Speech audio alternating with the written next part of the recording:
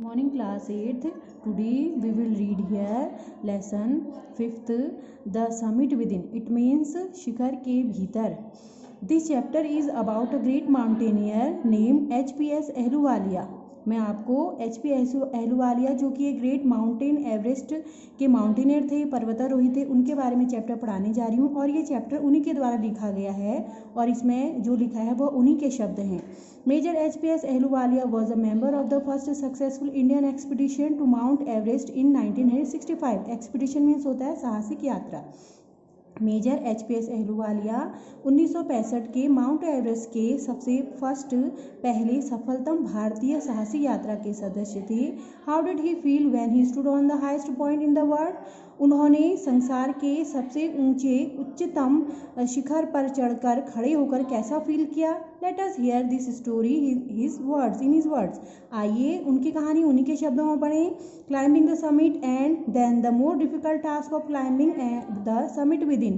पहाड़ शिखर पर चढ़ना और चढ़ने के लिए यह डिफिकल्ट जो कठिन टास्क कार्य है चढ़ने का, और चढ़ने के बाद समिट के भीतर का एक्सपीरियंस अनुभव. All the emotions which surged through me as I stood on the summit of Everest. Ahluwalia जी कह रहे हैं, उन्हीं के ये शब्द हैं कि जब मैं पहाड़ एवरेस्ट के शिखर पर चढ़ा तो मेरे सारे इमोशंस, मेरी भावनाएं सब वहाँ पर उन्होंने वहाँ एक लहर मार दी, यानी वह उमंग से भर उठे. Looking over miles of panorama below us. नीचे देखा तो नीचे बहुत विस्तृत सी दृश्यावली उनके नीचे दिखाई दे रही थी. उसे देखकर उनके मन में, हृदय में एक विचित्र सी लहरें उत्पन्न हुई. द डोमिनेंट वन, एक प्रबल वन, सबसे प्रबल इच्छा थी. I think was humanity. वह थी कि मैं सोच रहा था कि मानवता. The physical in me seem to say, मेरा शरीर मुझसे यह कह रहा था, thank God it's all over. हे ईश्वर आपका धन्यवाद, यह तो सबसे ऊपर है. However instead of being jubilant, और वैसे भी यह आत्मविभोर करने के अलावा और कुछ नहीं था. There was a tinge of sadness, लेकिन थोड़ी सी एक निराशा की भी आभा थी. वॉज इट, क्योंकि it was I had already done the ultimate in climbing, क्योंकि मैं चढ़ने का जो मेरा अल्टीमेट था, संकल्प था, वह मैं पहले ही पूरा कर चुका था. And there would be nothing higher to climb. अब मेरे लिए सबसे ऊंचा चढ़ने के लिए कुछ नहीं था. And all roads hereafter would lead down, और सारी सड़कें इसके बाद सब इससे नीचे थीं. By climbing the summit of Everest, you are overwhelmed by a deep sense of joy and thankfulness. Ahluwalia जी कह रहे हैं कि एवरेस्ट पे चढ़ने के बाद आप एक बहुत ही गहरी खुशी और कृतज्ञता के भाव से आह्लादित हो जाएंगे. It is a joy which lasted in life time. यह एक ऐसा आनंद होगा जो बहुत जीवन पर्यंत, उसका अंत बहुत मुश्किल से होगा. The experience changes you completely, और यह अनुभव आपको पूरी तरह से बदल देगा. The man who has been to the mountains is never the same again. एक व्यक्ति जो एक बार माउंटेन चढ़ जाता है वह दोबारा फिर ऐसा नहीं करता. As I look back it at life after climbing Everest, और जैसे कि मैंने पहले देखा माउंट एवरेस्ट पे चढ़ने के बाद, I can not help remarking about the other summit. अब मैं किन्हीं अन्य जो दूसरे समिट यानी शिखर थे उनके बारे में अब मैं कोई रिमार्क और टिप्पणी नहीं कर सकता था.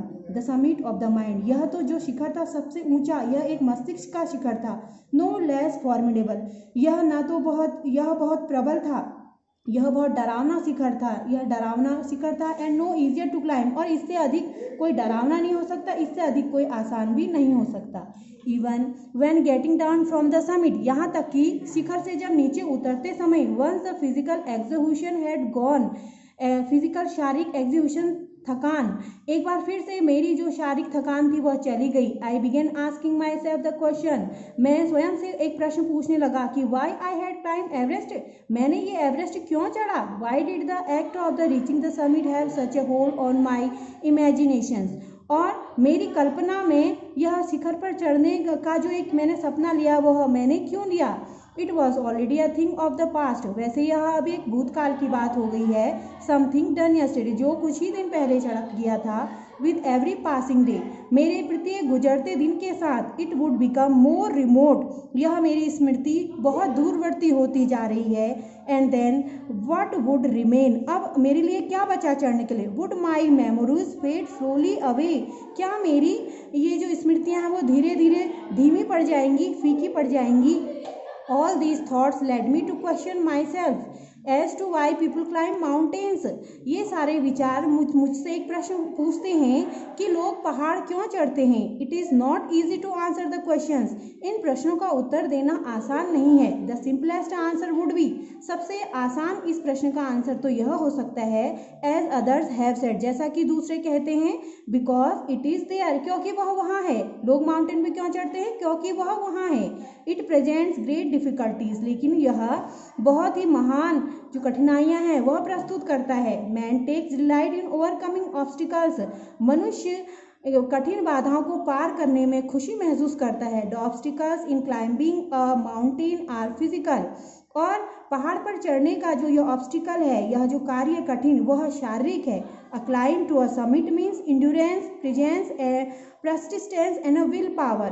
पहाड़ पर चढ़ने का मतलब है इंड्योरेंस, इंड्योरेंस मीन्स सहनशीलता, प्रेजिस्टेंस दृढ़ता, एंड विल पावर और इच्छा, दृढ़ इच्छा शक्ति। The demonstrations of these physical qualities, इन शारीरिक गुणों की का जोड़ है, is no doubt exhilarations as it was for me also. इसने मुझे कभी भी बहुत ज़्यादा उत्साहित किया। यही जो क्वालिटीज़ थी, इनमें कोई संदेह नहीं है कि इन्होंने ही मुझे शिखर पर चढ़ने के लिए प्रेरित किया और मुझे बहुत उत्साहित किया। आज बच्चों आपको इतना ही बताया जाएगा। Thank you.